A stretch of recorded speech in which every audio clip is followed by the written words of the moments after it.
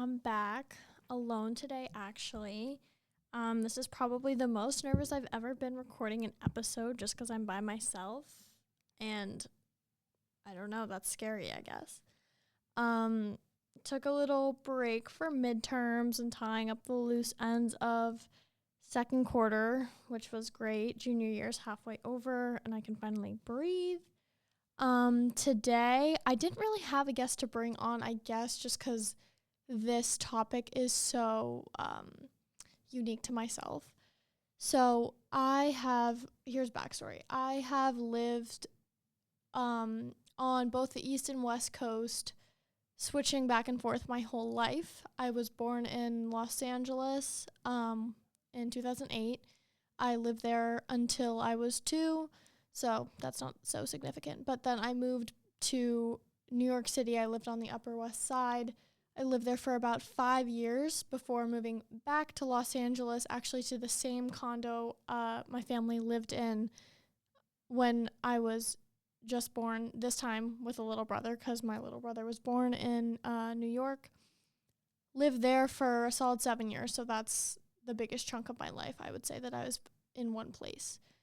And then COVID came around and completely screwed up a lot of stuff for a lot of people, and my family was affected, so we picked up. My mom got a great job. We moved to Connecticut, which is where I am now. We were debating between New York and Connecticut, but my parents wanted like a backyard, and like they wanted their kids to be able to ride bikes on the street and stuff like that, so they decided against going back to New York City. So now I'm in Connecticut, like an hour away from the city. I like it more than I thought I would, if that's any consolation for the move for me.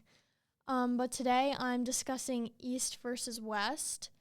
I'll make distinctions between New York and Connecticut, obviously, because I'm talking about New York City, which is wildly different from the Connecticut suburbs. Yeah, so I'm just gonna jump in. First off, starting with food. So obviously, I'm talking about New York City on this one.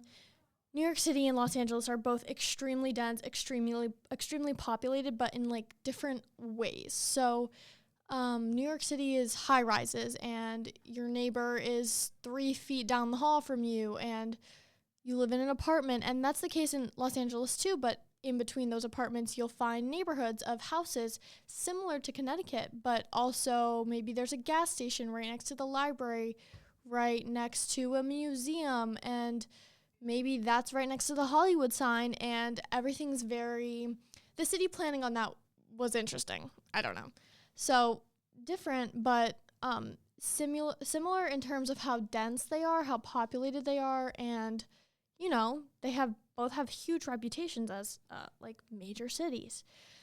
So food is a big deal for both of them. They both have their strong and weak suits. So in New York City, you'll find real pizza.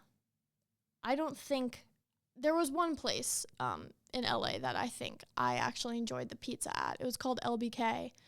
And it's Brooklyn-style pizza. The owner is from Brooklyn, so I don't even count that as California pizza. California pizza, I don't know if any of you have had, California Pizza Kitchen. I don't really know. It's not even real pizza. If you're putting pineapple on pizza and you're putting, experimental topic, that's not pizza. I'm talking about pizza, cheese, pepperoni, which I don't eat, but that's classic. A classic cheese pizza or a margarita pie, even a white pizza.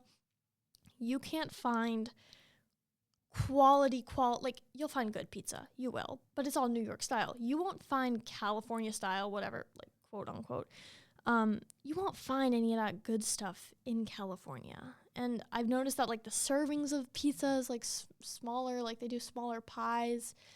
Everything, like I said, it's got pear on it or pineapple or strawberries. I'm that's not pizza. You don't mix those foods. That's a pregnancy craving. No. Okay. But what California does have now I'm talking about Connecticut, that Connecticut specifically does not have is awesome Mexican food. My favorite cuisine is Mexican food by a mile. I could eat Mexican food every day, whether it's street tacos or my mom makes it or it's Chipotle. I will eat it anytime, anywhere. I think it's delicious. So in California, there's this little, not in California, well, in LA specifically, in the Studio City area, there's near Sherman Oaks, there's this like strip of like cute shops, like gelato, stuff like that, called Tujunga Village. And in Tujunga Village, there's this one taco burrito place called Henry's Tacos. And then there's another one literally 50 yards away called Cactus Tacos. And they are both amazing. They're so good. They're homemade. People who are making them know what they are doing. It's good to go. It's good when you eat it there. It's just amazing. In Connecticut, in my town specifically, there's one Mexican place in town, I want to say. It's good. I wouldn't get it to go. It's less street food. It's a sit-down restaurant. No complaints, but it's more American style, I would say, at least in my opinion. The closest place to us that I have found is like really good and reminds me of California is 20 minutes away, which is not a big deal, obviously, but big difference. New York and California have their differences on that one. One's more Italian food, one's Mexican food. Okay, so there we go. There's that. Next, I'm gonna do let's do education. Education on the East Coast, I would say, is typically better than it is on the West Coast. Now, let me just specify. In New York City, there are lots of options, so you can find a good school and a bad school. But in the specific part of Connecticut where I am, the education is vastly better than it was in California. So specifically, I've gone to public school my whole life, so this doesn't include private schools. I'm not knowledgeable on that.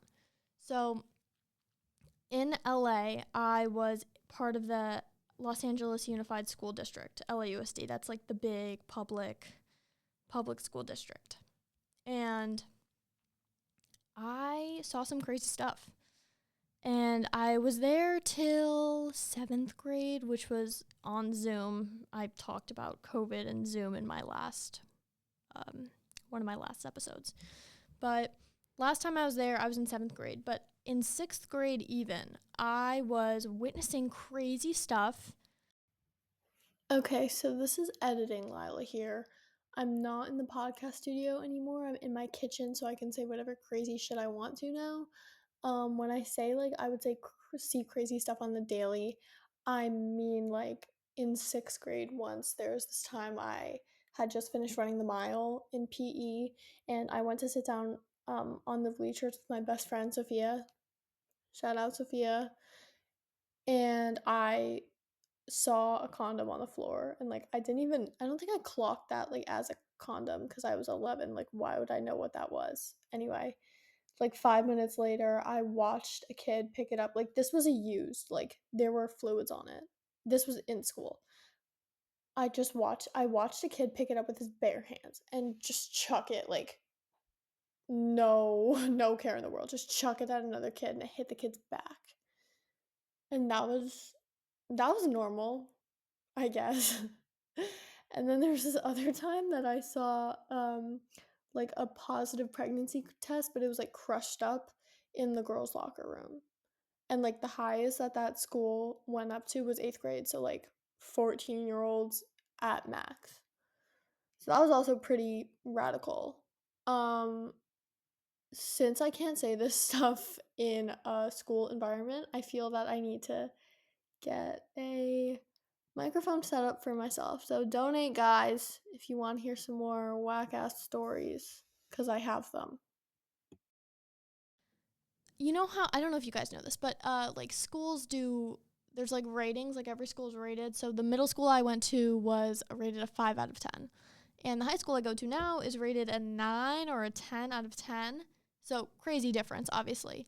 Also, my high schools which are usually bigger, my high school class now is 350 kids, whereas my middle school class of only 3 grades rather than 4, my school, was 550 kids. So I'm in 6th grade. I'm like 11 years old, got 550 kids.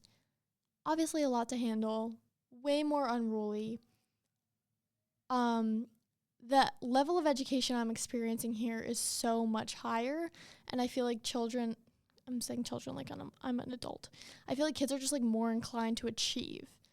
In Los Angeles, I would see like a fight break out every day, crazy stuff like that. I felt like I wasn't learning as much. It was more fun, which not a bad thing. That's middle school, but I don't know about the high school situation there. I know where I would have gone, and there's certain programs for like higher achieving this or that or whatever you're interested in.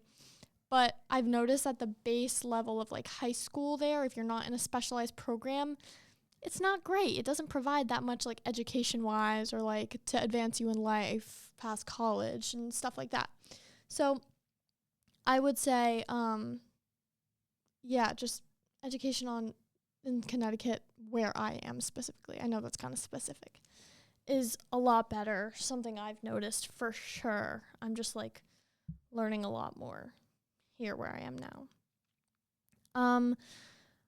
The Jewish population in Connecticut is minimal, very small, which I find it so interesting because in New York, you'll find everyone's Jewish. So many people are Jewish, New York City specifically.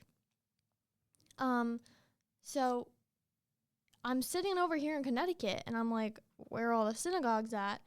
But in LA, every other one of my friends is Jewish and every other street has a synagogue on it. I think in my time in LA, it was 7 years, I belonged to 2 or 3 different synagogues.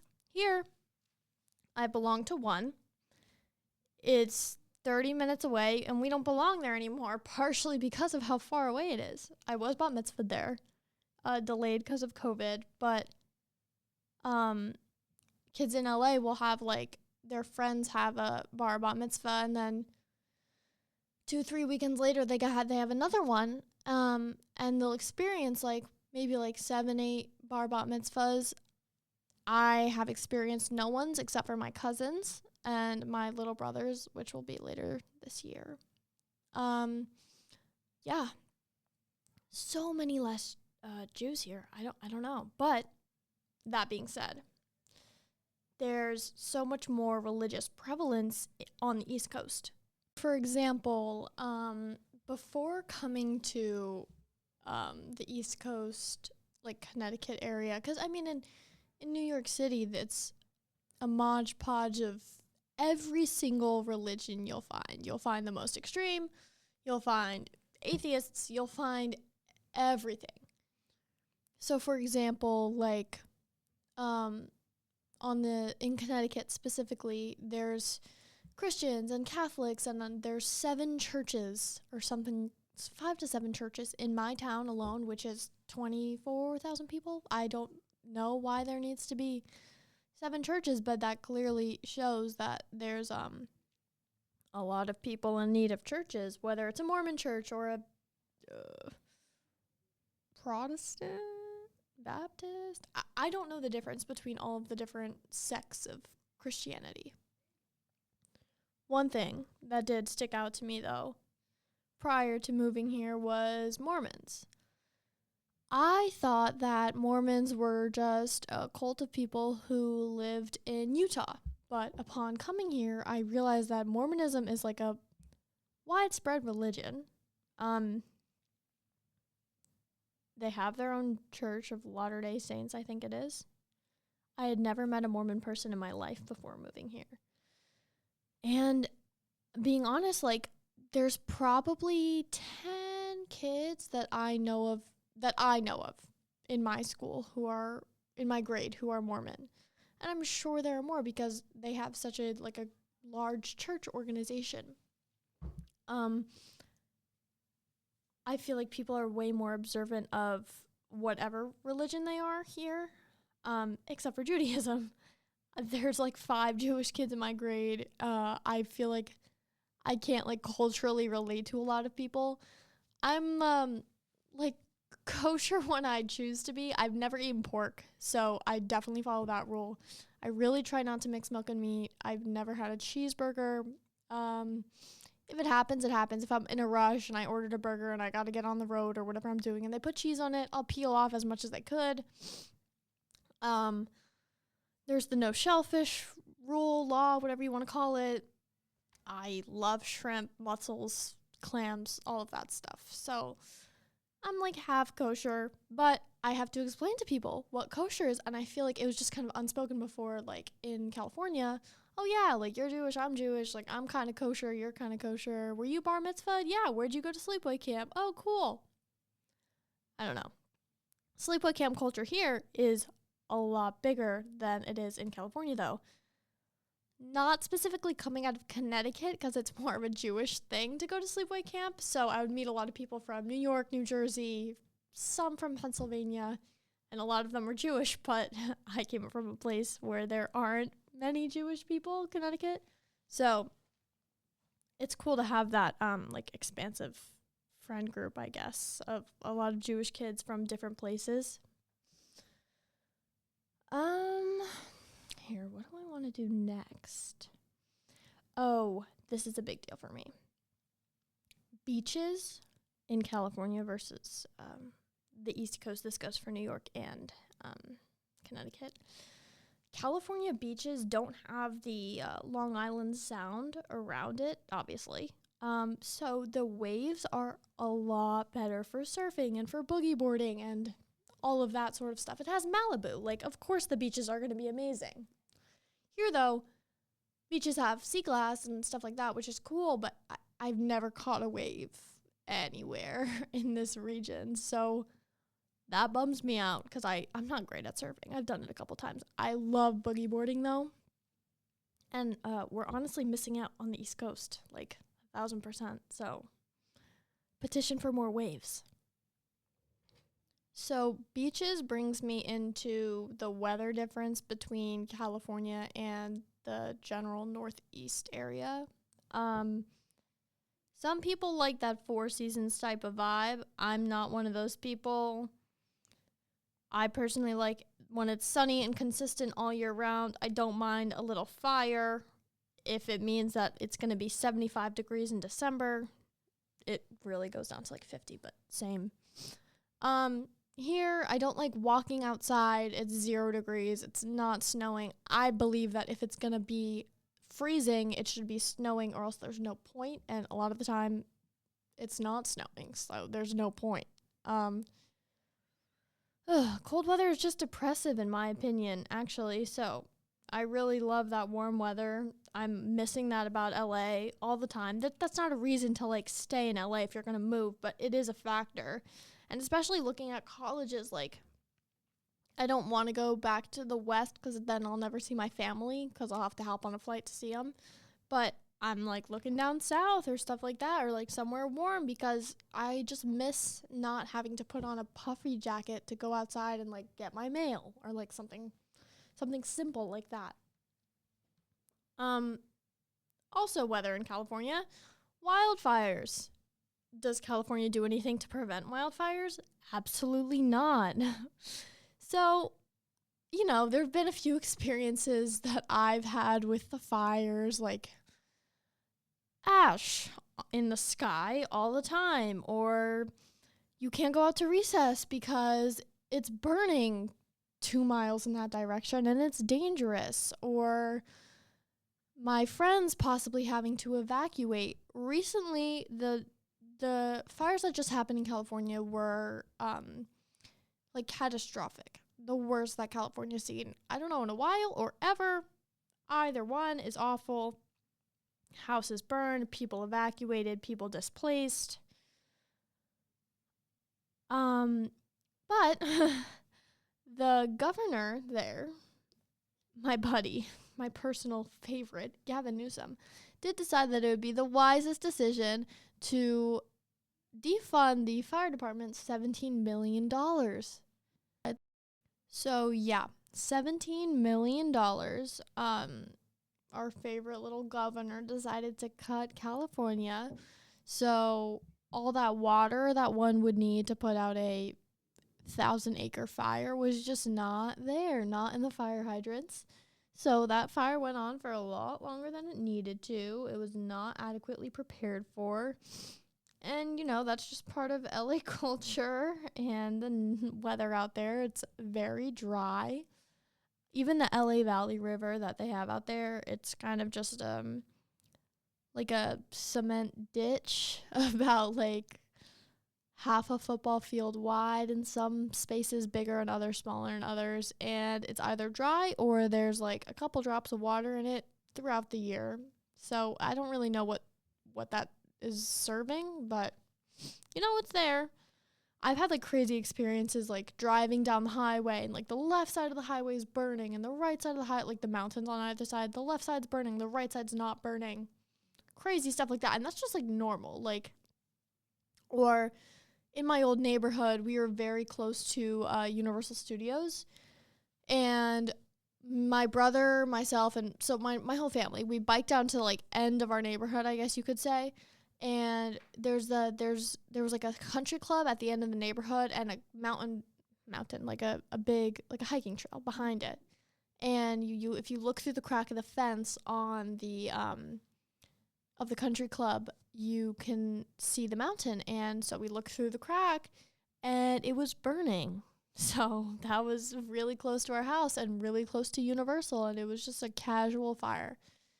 So yeah, it's always burning, and every year there's fire season. Like we have snow season, I guess. They have fire season. So I guess you could just pick which one you like more, which one you want to deal with more. Would you rather have snow in your house and ice in your house, or ash on your house? Your choice. So, okay. I feel, maybe this is a take, I feel like the homeless population, because there's a significant homeless population in both New York City and Los Angeles, I feel like the homeless population in California is probably happier just because of the weather. I mean, both are insanely drug-ridden. So, it's a huge problem in both places. I feel like it is not dealt with at all in California. Like, towards the end of my living there, my family and I would notice how 2 blocks away from our, like, we lived in, like, a neighborhood. So we weren't in, like, an area with apartment complexes or anything. Like, it looked suburban. If you didn't know where it was and you took a picture of our street out of context, you could place it in any kind of suburban setting, even though we were 5 minutes from Studio City. We eventually moved out of the condo I talked about in the beginning. So we noticed that like 2 or 3 blocks away, there would just be like homeless tent encampments. And the city really just did nothing about it, nothing to help. And so it was like there was more and more homeless people year by year. You would just observe, and they were like encroaching on neighborhoods and not getting the help they need, not being managed at all. But they have the warm weather, so that's good. I'm glad they have the warm weather. Actually, one time, my dad and I were in, like, an underpass. There's a lot of, like, underpasses in LA. They're, like, shady and kind of cold, so it makes sense for a homeless like, a tent to be under there. They're all populated with, like, colonies of tents and makeshift homes and whatever it is. But one time specifically, my dad and I were walking through one, and we were walking by, and we looked inside of one of the tents, and it was just 2 dudes working on their MacBooks. I have never understood that. How are you going to be homeless and have a MacBook or have an iPhone? Or like, what are you possibly working on? Like, maybe they're starving artists, and instead of paying rent, they decide to get a laptop so that they could book jobs for whatever it might be they're looking for. Because obviously Hollywood in California, like there's a huge acting scene in New York, but Hollywood is California. I feel like another thing about California and like Hollywood specifically, people think Hollywood is some glamorous place, but really Hollywood is an idea. So Hollywood has a sign and a hiking trail, and I've done the hiking trail. It's like 4 hours long, and then you stand under the Hollywood sign for 5 minutes, you take a picture, it's cool, whatever. There's a dog park near it too. My dogs love it. That's also cool. But Hollywood itself is like a dirty place. Like the city that they call Hollywood it's a dirty place. It's not like Beverly Hills. It's Hollywood. It's concrete and wet and smells like pee, kind of like New York City, but it's just warmer, so it's hot pee. And it's not a pleasant place. So Hollywood is really the idea of fame and A-list celebrities and glamour, and it's not actually a tangible place that's beautiful. I mean, there's parts of it, just like there's parts of everywhere that are nicer than others, but Hollywood as a whole is just kind of like a dump, like a trash dump, if I'm being so honest. But then, while California has Hollywood, New York has New York. So if you're in a New York City suburb, if you're in the suburb of New York City, you are so close to New York City, and you can do literally anything in New York City. New York City has the Upper West Side, the Upper East Side. It has Broadway, it has Times Square, it has Soho, it has this outdoor market and that supermarket, and literally everything under the sun in such a compact area. It's so cool. You can never find another place like it. And I somewhat feel the same about California just because of the like geographical layout of it. But you can literally find anything in New York. Tourists, non-tourists, no matter what you are, who you are, where you came from, New York is like the capital of so much stuff. So that in and of itself is so special. Like, I feel like New York is so sought after. Like, I feel like if you were coming from another country, say Europe, and I noticed that a lot of Northeasterners like to go to Europe. A lot of my friends will vacation to Europe rather than like Hawaii, which I feel like is more a destination for California, maybe just because it's significantly closer to California, but they'll go obviously down to Florida if you're like staying in the country. But a lot of Northeasterners I've noticed decide to go to Europe for like a big vacation, like winter vacation. I just went to Europe for the first time in my life. I went to Italy. I absolutely loved it. The pizza was better than better than New York, definitely better than California. And I feel like if you are a person from Europe and you're like picking a place on a map to go and see America, you'll want to see monuments and stuff like that, but I feel like New York City is just the draw. And so to live so close to that is so cool. So yeah, New York City has New York City, and that's so awesome, I feel like. Okay, now I'm going to move into more like my life as a teenager, I guess, because I've experienced like all of my teenage years living in Connecticut. So last I was in LA as a resident, I was 12, I think. So I was like in that in between. I definitely want to go over like boys and girls being friends. And I know that sounds so middle school of me, but it is super middle school. Like when I moved here, actually I'll start with LA. When I was in LA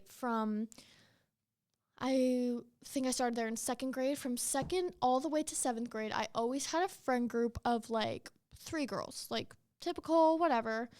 Bestest friends ever, love them, still in touch with them. But I also was always friends with guys, and it was not like, ooh, you're dating. It was just like, this is a guy friend, and everything's platonic, and we're literally 11 years old. Why are you making a big deal? It was just so normal to have guy friends, and like I'm still friends with all those people now. Love them all to death. Everything's platonic, and it's not a big deal. But I noticed that when I moved to Connecticut, specifically, I can't speak about New York. I haven't lived there in ages. When I moved to Connecticut, boys and girls being friends in like, I wouldn't say as much in high school, in middle school, because I did 1 year of middle school in Connecticut. Boys and girls being friends was like an insane blow your mind type of topic to so many of the kids here, and I never understood why. Like, I made guy and girl friends when I moved here because that's just like a normal thing people do. Are you just not gonna like interact or like be friends with the other gender because people are like freaking out and, oh, you're dating this and that? Like, no, you're gonna be friends with who you're friends with, who you vibe with, who you like, and that's it. So for me, that's whoever I vibe with. That's girls and guys, and I felt like it was just like a really big deal to a lot of people. Like, I would be like walking in the hallway with like a guy friend. Someone would come up to me after and be like, "Oh, are you and so dating?" I'm like, "No, like I'm 12 or 13 years old. I'm not dating anyone. I'm just living my life. Like, I have something in common with this person, so I'm talking with them, and it's not a big deal." So that's like a big difference socially. It's like a big social difference between LA and New York. And outside of that, outside of teenagers and school, I feel like people in California, Los Angeles specifically, because that's where I'm from, are so much friendlier. And I hypothesize, sorry to sound like a weirdo, I think that it's because of, not all, but partially because of the weather. I think that when the weather's warmer, people are just happier. So they're more inclined to like want to talk to you and be your friend. And I used to hang out with my neighbors in LA, and I feel like it's you would think that I'm living in a suburb. You think that living in a suburban place in Connecticut now, I'm like friends with my neighbors and I have like a close-knit community, but even now I don't feel that way here. I feel like even in a city of 4 million people, I really found my like community, whether it was my neighbors or like a sports team I'm playing on. It truly feels like everyone knows everyone, everyone's accepting of everyone, and it's just a big community. And I don't get that vibe here. I feel like people here are more I mean, obviously it's more insular. It's a suburb versus a huge city, but I feel like Connecticut specifically, it's more everyone's more like individual, not so community based, which is not a problem, but I mean, I feel like you get farther when you're building off of other people and having experiences and stuff like that. And I feel like that was a lot easier to do in California, and it just felt more natural. Everyone was so open and friendly and all that stuff. I feel like you don't really find that in Connecticut. I haven't felt that vibe. I've definitely found my people. I love all my friends here. I've found people that fit that vibe, but typically looking into where I live now, I don't get that vibe on the surface. California's just an accepting, like, warm, mushy place, I guess. So that's the boys and girls stuff. That was more middle school, but I still always found it weird. I didn't get why you can't just be friends with whoever, and people would judge and whatever, judge if you want, you're missing out.